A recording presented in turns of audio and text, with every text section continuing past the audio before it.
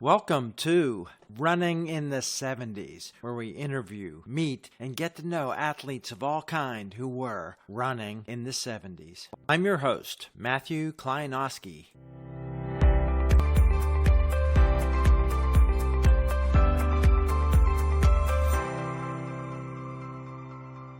Today, we are in France with a UK runner who's been around the world, and apart from his own schoolboy running in the days of black and white photography, he is an author working on a book for a story about a very interesting UK athlete, South African-born Lillian Board. We'll hear about her and her very short but very successful career, a piece of history you may not know. Welcome today on the podcast, a House Harrier runner, teacher, and schoolboy runner from the UK, Bob Pateman. Hi, Shakes. Hi, Ra. I need to correct you straight away. I'm no longer a teacher. I am now retired. There you go. Once a teacher, always a teacher. That's what we say, even me. Let's tell people your origin story, where you grew up, and how you got involved in competitive sports as a kid. I was brought up in a town, Crawley, which, if any of you have flown into Gatwick Airport, Crawley is the first town. We're an airport town. I was the only child, never played sport with any brothers. So when I hit school, I was always the last to be chosen for a team. But when I got to secondary school, I tried out for the cross-country team. It's a bit strange. I had watched the marathon in the 1964 Olympics, and I just decided I was going to do that. And 4 years later, I got to secondary school, and there was a very strong cross-country team in the school. And I went out, and if I had collapsed after 800 meters panting, it would have surprised me to pieces. I never run, but I just presumed I could. And sure enough, I got into a very strong school team, and from there into the Sussex schoolboys team. What did you know about anything apart from watching the Olympics? And let's test your memory. Who won the 1964 Olympic marathon? I would have been Abby Baliki, of course, second Bakila, yeah. Wearing shoes on that occasion. What was the running scene like in your secondary school with Sussex then, in terms of equipment, in terms of the types of places you ran? British cross country is a little bit different than other countries. Yeah. After about 2 years of schoolboy athletics, I joined the local athletic club, Crawley Athletic Club. It was a good time. 68, 69, club athletics was so strong in Britain. And we had just started a national track and field club competition. So for those of us who weren't going to make international and even county level, it gave us a target. And every week we would go off somewhere competing. It was a very strong subculture. The results never made the national newspapers. They would make the local newspapers. And one of the exciting things as a 15-year-old was opening the local newspaper and seeing my picture in it. What was the coaching plan? How many coaches for the club? And what was the span of age, and how did they group you? Yeah. Crawley in the 60s was unbelievably disorganized. We had an incredible coach, a man called Tom Linton, ex-boxer, ex-musician. He shaped most of our lives. And I know I became a better person. Having said that, had I joined another athletic club, I would probably have become a better runner. Tom saw athletics as a way of shaping people's lives. Had I joined the other local club, I think I would have had a much more successful career. I wouldn't have had such a good social life. I wouldn't maybe have become a hasher. So to me, Crawley Athletic Club for 5 years was my whole life. I'll tell you a couple of stories here. I ran in the Sussex schoolboys team. One of the members in our team was Olympic athlete Steve Ovett. He was 2 years younger than me, so his future, we knew he was good from the first time you saw him. And I do actually get a mention in Steve's autobiography. He says that in 1970, 1969, the English cross-country championships were held in Blackburn. It was wet and rainy. I had the worst day of my life. And then that evening, some idiot suggested we all go to Blackpool for the evening. That was me. A second Steve Ovett, I took my first wife out for a date, and I was quite naive. I took her to a track and field international at the Crystal Palace. And I think it was shaping up to be our first and last date, which, fair enough, is a cold evening at the Crystal Palace. And Steve Ovett is running around with a couple of Kenyans warming up. And the stadium is empty. No one else has come to this match. And he looks up and he sees me and he shouts and he comes running up and sits with us. I think it's the only reason I got a second date with my first wife. Wow. Let's talk about these courses. How were they maintained? How far afield did you go from Sussex, and how did you travel there? How big was the traveling group? Whether it's cross country or track, generally the club would hire a coach every Saturday, and we would go out. Normally, Crawley is like halfway between the coast and London. We would seldom travel more than, say, 50 miles. When the competition started, these kind of mosaic of friendly matches turned into a league, that would change. And at least once a year, we would go out, say, as far as Cornwall, which meant like getting on the coach at about 4 o'clock in the morning. I remember going to Steve and saying, "Oh, we're off to Cornwall, we're leaving at 5. And he ran for Brighton, who were in the National League. He was saying, "We're going to Liverpool, we're flying the day before." It was, yeah, it became more competitive and probably less fun. An interesting observation. We were a very strong team at our level, but most of our runners did athletics as a second sport. They wouldn't turn up until after the football season or the rugby season was over, and they would disappear when the football and rugby seasons started. And we were all set for promotion to the top level of the Southern League, which would have been very good for our club. And all our rugby players and football players disappeared. And Tom, who was this incredibly strong character, had blazing arguments with them. One more game, you can, but it meant a lot of our athletes actually left when competitive athletics started. Let's talk about what you're running in terms of shoes and the surfaces of these cross-country meets and the tracks then, while you were there, late 60s, early 70s. Was there anything changing, or was it still cinders and dirt? No, it was a period of change. I'll put a date to this. In England, we built the first full 400-meter tartan track in 1968 in preparation for the Olympics. And I probably ran on it in 68 or 69. And the first thing that shocked us all, we had to go and buy different spikes because tartan is very different. And it was cleverly designed. The tartan spikes, you just bought the set and they fitted into your ordinary spikes. But running shoes were already quite good. 68 was quite a revolution for running spikes and running shoes. I think the big changes had occurred before then. Tartan came in, but you remember in Britain, we were imperial distances. With Crystal Palace opened, they opened it as a 400-meter track. If you look up the records for the British Championships in 68, the women ran at Crystal Palace, meters. The men stayed at the White City, still running yards. Then over the next 2 years, every track in England had a little bit shaved off the corner, and they all became meter tracks. So that was a major issue. The other thing that changed with competitive events, clubs had to suddenly find pole vaulters, hammer throwers, these unglamorous events. And again, we had a blazing row down at the council track because our pole vaulters were jumping into really dangerous high jump pits. And we had a whole brand new pole vault equipment, which the council had bought, and they wouldn't bring it out in case it got vandalized in the night.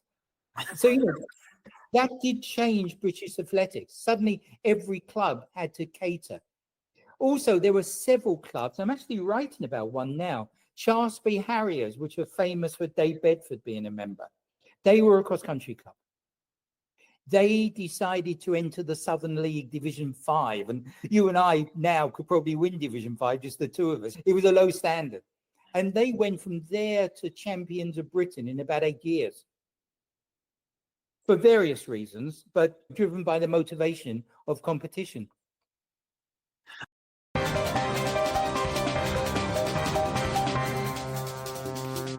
as you were starting out there, still in school, what was the press and attention given to people like Bedford and Ovett there as they were coming up?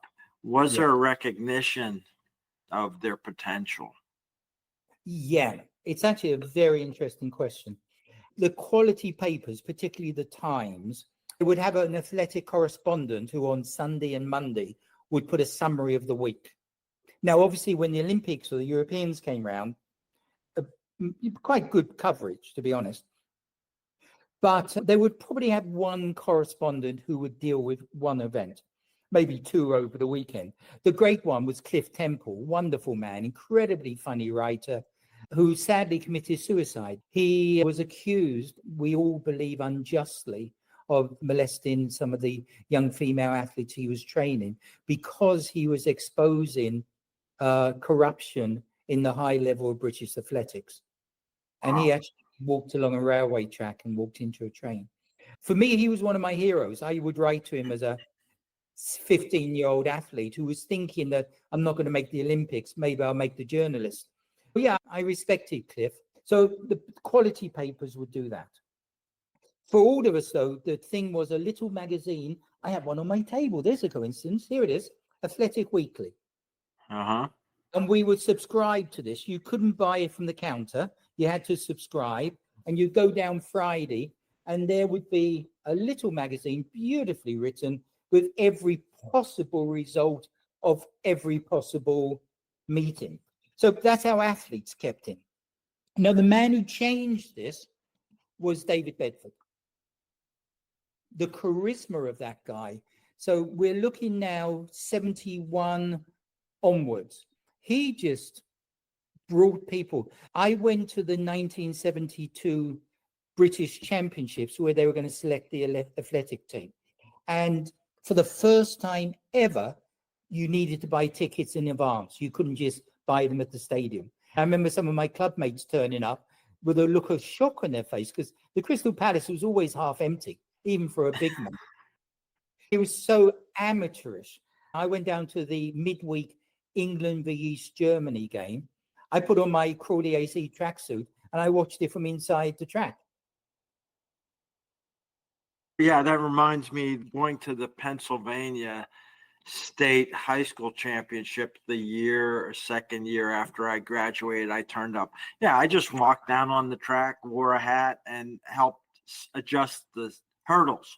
I wasn't a certified official at that point or anything, but yeah, that's interesting. Yeah. Let's divert back. It's great history, and these stories are fantastic. But I want to set your personal background for people in terms of your experience there about the training. How much mileage and what kind of training were you doing from the start to the end of school?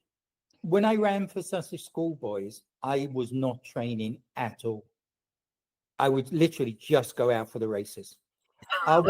Once I joined the athletic club, then I would first of all just do club nights, which during the winter we'd train in a gym. It was quite interesting, actually. We'd do a pretty ordinary keep fit kind of session with Tom just taking 50 kids in the gym. But we would always finish with a game of basketball. Now, nobody in England played basketball. We just didn't do it. So by the time I got to college, I'm only 5'6", but I captained the B team basketball. No one else had played. And if I'd been 6 foot, I think I would have played for England in those days. I was quite a good basketball player. Then in the summer, it got a bit wild. And we basically just went down the track and did our own thing. And I'm quite proud of this. By the time I was 17, 18, I realized I was not going to run for England. I realized that. One thing that showed me is I'd met Steve Ovett, and my God, you see the difference. I've never seen a runner so talented. But I was then doing everything else. I was the press officer for the club. Tom, who I say was running the club like Donald Trump's trying to run America at the moment, with a nicer personality. Sorry, I don't know what your politics are. There's all kind of politics. Listen to this podcast, so let's just leave it there. Yeah. Tom had a family tragedy. His wife died, and he dropped out. And at 17, I stepped up and I won a very nice piece of plate glass that year as the official of the year. I'd basically run the club for 7 months, and I was 17. One of the things I did, which Tom never did, was try to put a coaching plan in. It didn't work. I didn't have time to see it through because I then went off to college and I left the club. But now you go down there and you go onto the club website and there's 6 pages of care, safety. And in those days, God, it was how we didn't have accidents down there. I don't know.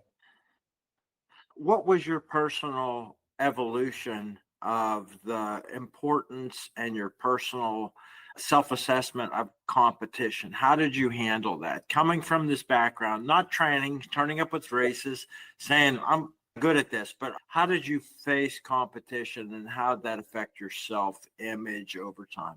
By the time I was running for Crawley, I was training. And I was doing my own training. I made a real mess of it the first year, and I just went backwards in everything. And I'm quite a determined person even then. And I sat down one day and decided either I give up or I do it properly. I worked out my own training schedule, and I dropped out of most of the club nights. I would go down to the track on the nights the club was not training. I had a couple of very good seasons. Again, if I knew what I knew now, yeah, we all say that. If you don't get nervous for competition, anyone who's not run track and field, I played other team sports, soccer, hockey. You don't get the same level of nerves because you're not out there on your own. Those nerves never go away. I was 50 years old. I ran in a fun run at Kuwait, but it was like a race. It was a race and the prizes were damn good. It was sponsored by the Hilton, brunch for 3. And I was still the same level of nerves. Yeah. But it wasn't a problem for me. I've known people who give up because of the nerves. Let's talk about the big races, the nationals for schoolboys. What was the environment like? You mentioned Crystal Palace being half empty in the early days. What was it like in terms of the crowd, in terms of course marshalling or anything? What was it like to run then? It was pretty well organized. Now, the big events in England were the English schools championships, where you ran for, it was like to run in the English schools, you had to first of all represent your school. Then you go to an area championship within your county. Then you go to the county championships. And even winning the county championship wasn't a guarantee of selection. You still had to do a qualifying time. You had to be pretty good to even get there. The English schools is an incredible competition. I've worked it out for the book I'm writing. I think the Olympics have about 32 events spread over 9 days. The English schools have about 25 events for each of 6 age groups spread over 3 days. Wow. They start on Friday. It's an amazing event. You've got every promising athlete in England. And some of the people who have competed there, Joe Bugner, world heavyweight boxing contestant, threw the discus. Gareth Edwards, the other great rugby player, ran the hurdles. You go through the list. Who's the author? A few good, I can't remember his name. The writer who got into trouble, MP, ended up in prison. Anyway, he also ran the English schools. There's a whole list of who's been to the English schools, some of who didn't become athletes. But while we're talking about this history that you got in there watching the Olympics, Roger Bannister, was he a figure in these things? Was he part of these things? Did he show up? Yes and no. By the time then, Roger Bannister, I'm trying to work out how old he would have been. He would have been a very distinguished surgeon. I never met him. I never saw him at an event. But I did run on that Iffy Road track where he broke the 4 minutes. And even then, wow, there was a wow factor that this is where it happened. One of the interesting things, the same week that Roger Bannister broke the 4-minute mile, a woman called Diana Leatherhead became the first woman to break the 5-minute mile. Yeah. Ask any sport fan and they won't know.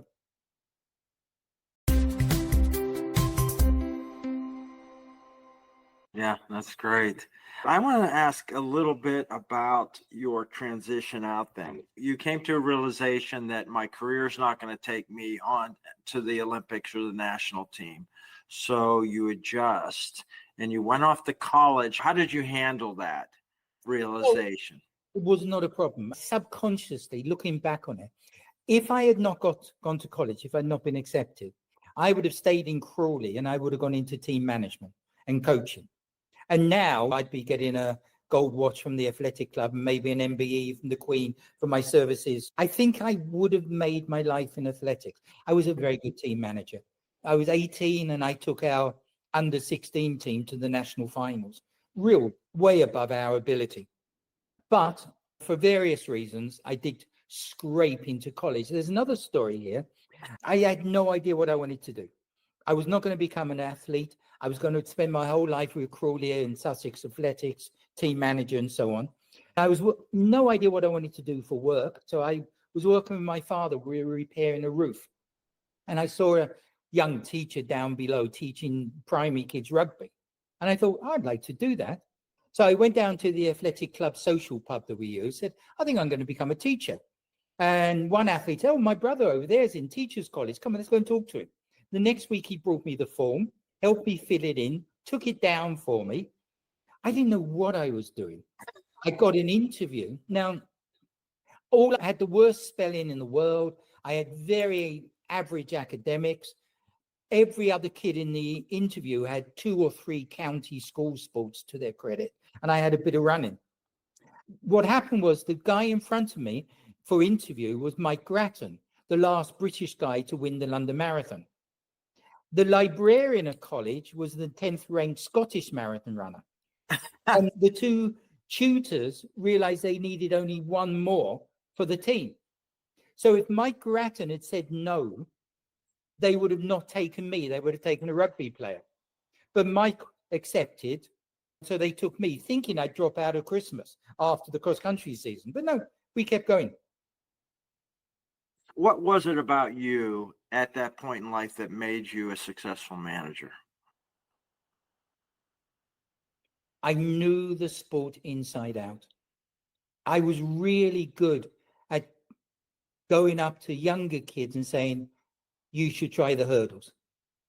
Or, I like that. One thing that Tom never did, which I didn't know, when we got a competitive youth team, I'd go over to the mass of like 20 young kids who weren't really just training as a mass, and I'd have a look at them and say, I need that kid for my relay team. I knew the sport. I had an eye. And I think, even though I didn't realize it at the time, because of that, I was a very shy, insecure person. But I was getting respect at the athletic club, which I hadn't realized until looking back on it. What happened with you getting a teaching degree, and then what happened with your life and running? Yeah, when I was at college, I worked with Mike. We had an athletic club. We would stage a Bognor Relay Challenge. So the town where we lived, we had a little course that we often used to run, about 3 kilometers, I think. And traditionally, our college staged a very small 12 to 20 team event. The interesting thing was the course record was held by Sussex University. And their team had included Brendan Foster, who became European 5,000 meter champion, David Bedford, who became world record holder, a guy called Chris France, who was a very good steeplechaser. No one knows who the 4th one was, but he must have been pretty useless. And we broke their record. And was it 4 times 3K? No, it was start with 1 lap, 3. Then 2 guys would do 2 laps, 6 or 5. And then the last one would do 1 lap. And I always say it's one of my happier moments. I did the time we broke the record. I was running against a guy called Chris Carter, a real hero of mine. He'd been one of my coaches on county courses, European record holder over 800 meters. And I was running against him, and they were all saying, keep as close as you can to him, Bob. Keep as close as you can to him. And I thought, he's a bit older than I am. I know this course backwards. And I was on a PE course. I was incredibly fit. I finished about 100 meters in front of Chris Carter, which was like, yeah. So the college athletics was very low key. I left Crawley Athletic Club and I joined Bognor. Bognor is a tiny little athletic club. But my goodness, that year we put a team together and we came very close to winning the 2nd division of the Southern League. The Bognor no longer runs. Club athletics in Britain has fallen apart. Really? When did that happen? Over what time? Yeah, I don't know. It crept up on me because I wasn't in England to see it. But I look now, my club Crawley competes in the second level of the National League. Our team in the Southern League 15 years ago would have beaten them. Club athletics is fallen apart. It's still grassroots. It still gets people into the sport. But the competition side is nowhere near as exciting. The only exception is the National Cross Country Championship. What a race. 1,000 people, you have everybody. You have marathon runners, steeplechasers, ultra marathon runners, 1,500-meter runners. Everybody is out for the national. You look down the list when it's published in Athletic Weekly the week after, and there's a Ray Smedley, who was an Olympic semi-final 1,500-meter runner, coming 49th. And you go, that was good for Ray. Wow, nice. What about barriers on these courses where you're running up through that time frame? Were you running on cross-country courses that had jumps, puddles, anything? What were they like? No, it had changed. Something I didn't realize at the time. Sorry, Ray. I'll tell you, Ray, I'm going to fill my glass up again. This is a really pleasant Sunday. The sun is out. I'm retired. I'm not hashing very much at the moment. I did the Surrey 50th a couple of weeks ago, but I'm back in London at the weekend. So I might persuade Nippy that we can do a hash. Sorry, cross country. I didn't realize, but traditionally, English cross country is not considered cross country unless there's a stretch of plowed field. And I've only ever run through plow once. Oh my goodness. I've never. The courses were already becoming tamer.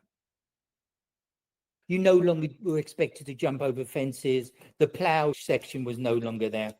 They were still tough. There were 9 miles, 10 miles, and it was cross country. Yeah, so it was taming down. Not perhaps as tame as I understand the World Cross Country Championship, which is virtually a grass track with a few loops. So you can still get tough courses, and you certainly expected some tough hills. I've been on tougher hashes, but then again, on a hash, you're vertical. Let's talk about your travels then and what you did as a casual runner over time and your move into writing and your interest in Lillian Board. Once I got overseas, not so much in my first post in Dar es Salaam, but certainly by the time I got to Jakarta, I was then about 40. But there was a very fun running, competitive culture. There'd be a race for the expats, like once a month. And I would always do those. And I would expect to win. I didn't always, but I would certainly expect to be first or second. So I got a little bit competitive again at a lower level. And I met Nippy and we came to Sweden in 2002. In Sweden, obviously there's races every week, but there's 5 events that the town turns out for. Stockholm Marathon, half marathon, the night run, the snow mile. And the hash would always enter a team for those. And Nippy, Natalie, who's a very good runner, she would generally be the first in the women's race who was not with a serious club. She would beat all the fun runners. She would finish about 13th. And I would do the same in my age group. For people not taking it seriously, we were both still very good runners. And at this point, you were full-time teaching all these years. Oh, yeah, more or less. When I was in Stockholm, I retired for the first time. So I was only supply teaching. So I did 2 things. I did my master's degree and I trained for the Stockholm Marathon. So I ran the Stockholm Marathon. I did 3 hours 33 on my 50th birthday. So I was so proud of that. Yeah, I happened to be there just for the day 1 year around 2007 and handed out drinks at mile 22, handed out beers. I just happened to be there with a non-hashing friend and we were there and I did an impromptu beer table in the Stockholm Marathon there. Oh, brilliant. No, Stockholm in those days was unbelievable. I've just come across an old scrapbook. We entered a team for the snow mile. It's like the smallest of the mass events. We had 2 runners who were sponsored by clubs, like they got free entry because they were classed as elite. Had they been running for the hash, we would have come second in the team competition. We were incredible. We had maybe 8 of us, no, 7 capable of under 3 hours, and quite 4 or 5 capable of under 2:30. Very talented group.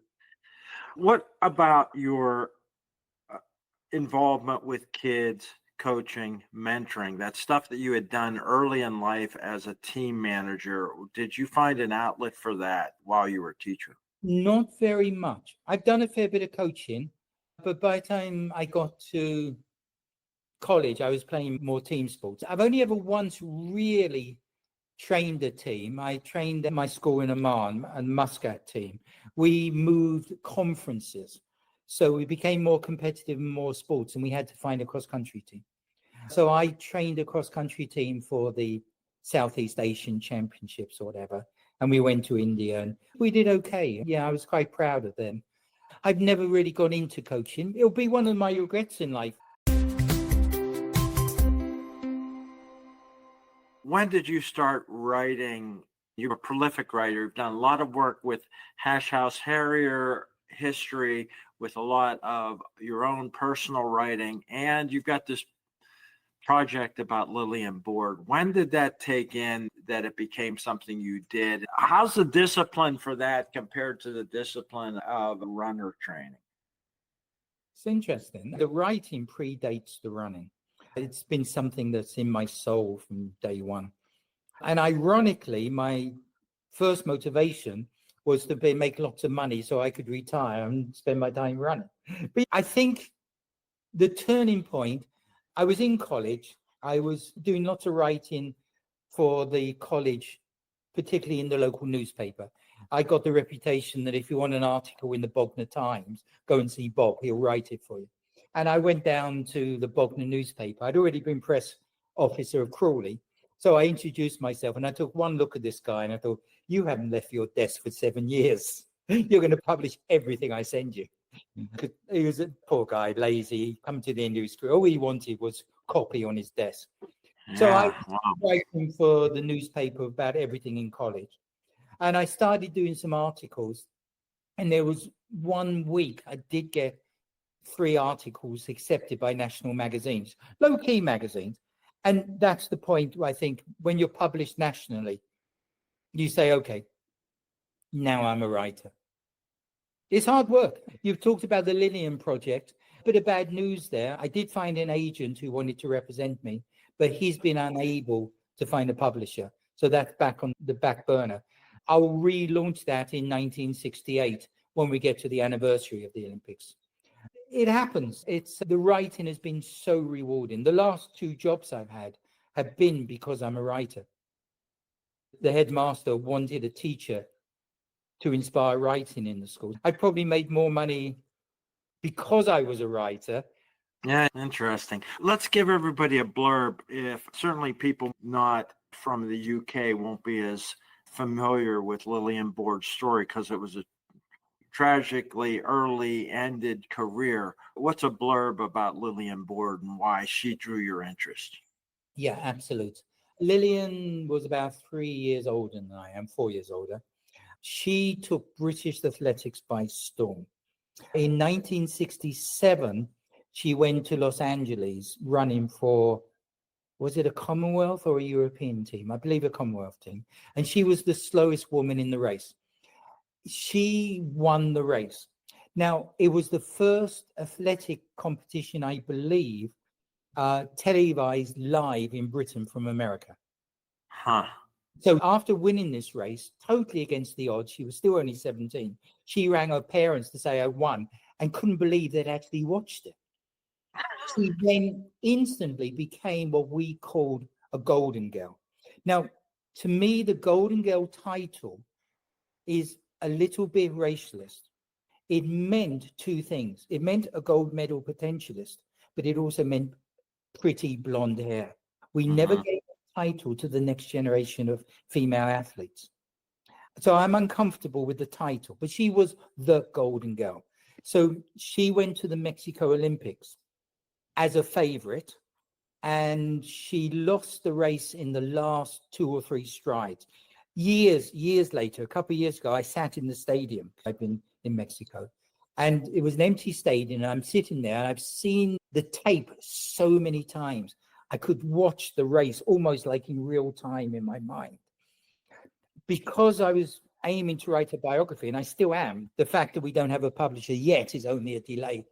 I also looked into the life of her biggest rival, the French woman who beat her.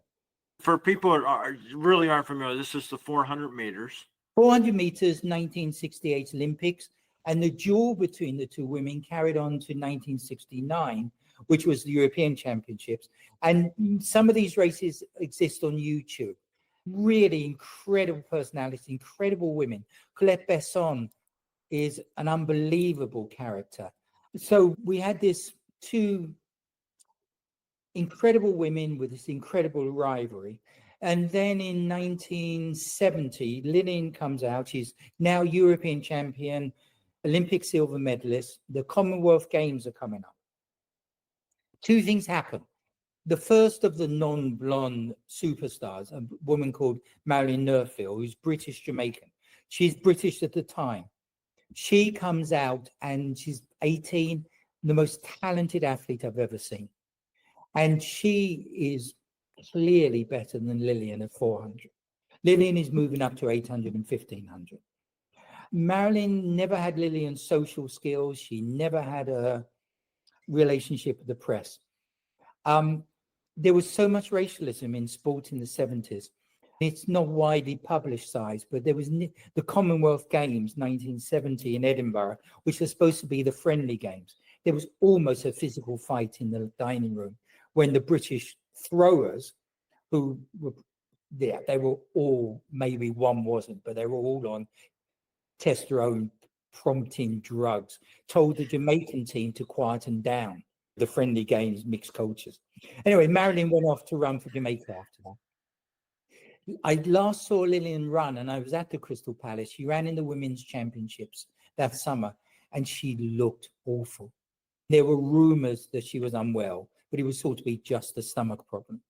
She had cancer. And her third place in the British Championships in July, when she was dead by December, was probably the bravest run you'd ever seen. So yes, he died of cancer on Boxing Day, 1970 or 71. No, 1970. No, 1970, yeah. I encourage everybody to look up Lillian Borden, at least on Wikipedia, and what other races they can watch to find. As you described, an interesting story. It'd be great if you can find somebody with some interest. Maybe we have some other people who are authors on here. Maybe they can speak with their publishers and see if there's some interest there. It sounds like a great story. There's a Lillian Borden memorial page on Facebook, and I put some excerpts from my book there. You'll see lots of photographs and stories there. Great. What do you think then? It's interesting, your insights into the history of the changing world in terms of racial issues and the change that had happened with the facilities in British track and the awareness. What about the changes in the sports? As you said, testosterone fueled weightlifters, pretty common, but what about the other changes in the sports view as an observer now, as an informed observer? Yeah. What do you think about what phases have we gone through and where are we now? The thing I think we're losing on, it sounds a little thing, but I think it's quite important, is the heraldry of the big TV events, which is what's going to bring kids into the sport. Everyone now is wearing either a Nike or they're all running the same colors. And in the old days, you could tell the athletes apart by the colors. They'd be wearing their club or their country vest. And I hate this, everyone wearing a sponsored, vest from one club. We need to make the sport individual. We need story. That's why Dave Bedford was so great. He was a character. People knew him. They knew what he was going to do. So that's one tiny thing I would change. I think there's a mystery here. The Swedish 1500 meter record was set by a steeplechaser. He's probably the best ever runner, but he set the 1500 meter record for Sweden in about, 1980. It's only just been beaten. The British 1500 meter record was beaten about 5 years ago. Why are we not producing?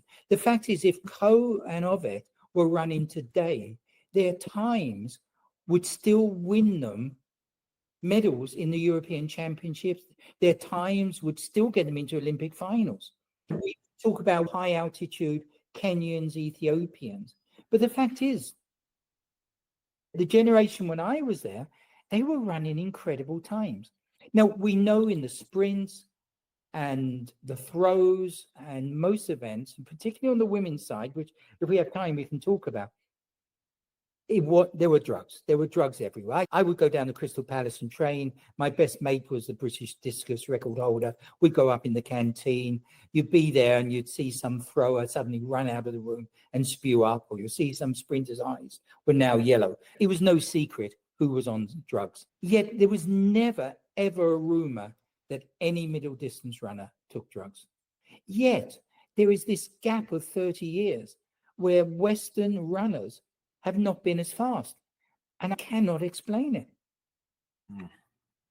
There's quite a bit of interest now. It's interesting. I was a miler in school, and the Australian kid who's gone under 4 minutes at age 15, and the American success at middle distance has certainly put it. Let me ask you then one thing. Did you watch any of the Michael Johnson first meet, the Grand Slam meet? And this is a setting where they'll invite runners. You run 2 races in 3 days. You might run the 100 hurdles and the 110 hurdles and the 100 meters, or the 800 and the 1500.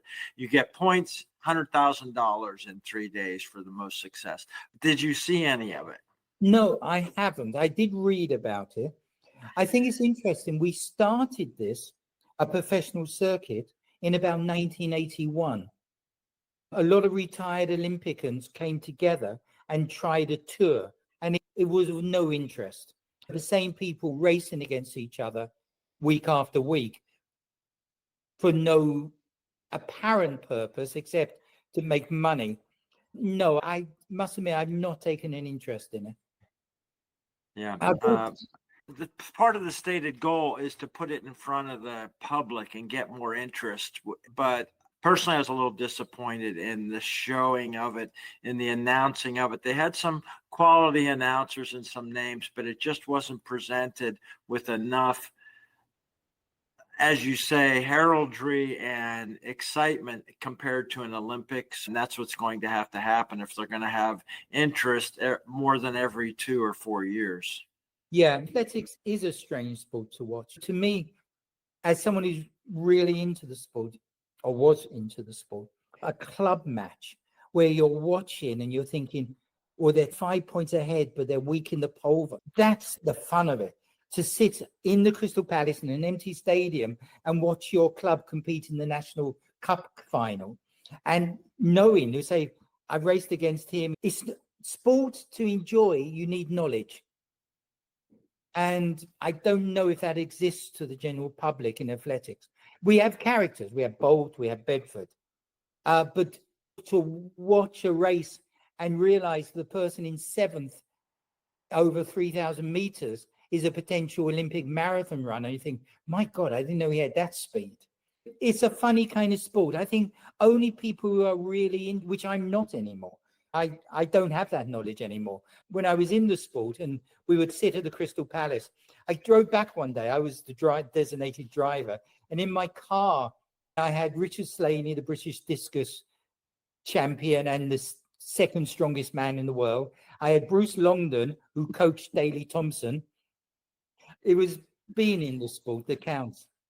You've had an interesting spot in the sport in that great time frame, and you have this interesting outlook on the history of British athletics and running. And I haven't gotten enough people from around the world on this particular podcast series yet. I've had a few, but hashers will probably be interested in saying, who is this guy that I know from the House Harriers in this background? Because we don't always get enough time to hear some of this background stuff. So it's been good time.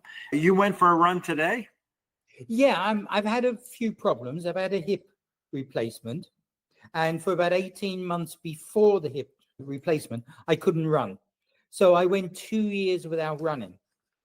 I've got a video of me running 50 meters down my hallway in Mexico, outdoor hallway.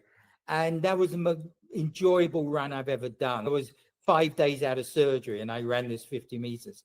So I got to running in Mexico, but it's high altitude. It never felt comfortable. So now, yeah, I'm here in France. It's beautiful countryside. And running is actually becoming fun again, which I'm really delighted for. That is a really pleasant surprise. But yeah, I don't know. I don't know how far I'll take it. I can't run too much on my hips, so I'm not doing 100 miles a week again. But yeah, I'll be running every day, I think, now. That's great. That's a good bookend to the story. It's good to hear things are going well that way. Good luck with the Lillian board. Like I said, there will be some people here that now we'll certainly invite them. If anybody does say they have a publisher who's interested, we'll get them in touch. That'd be brilliant. Thank you, Rob. Thanks for your time today, Bob. It's hard to, it's weird to call you Bob. We all on the hash have nicknames, so it's Shakespeare to me from your writing. But thanks for your time today and enjoy the rest of the wine there and have a good afternoon. Yeah, no, and to you, Ra. You're always very welcome. Sure. Thanks. Hey, I hope you enjoyed another episode. Do you have someone you'd like to hear interviewed on the podcast? You can leave a comment on the YouTube channel or on the website, running70s.com. That's running70s.com. Let me know what you think of the episodes and anyone, including yourself, you'd like to hear interviewed. I hope you enjoyed another episode of Running in the 70s. Voices, stories, and memories of athletes who were running in the 70s. Until next time, wherever you are, keep looking forward and don't forget to look back.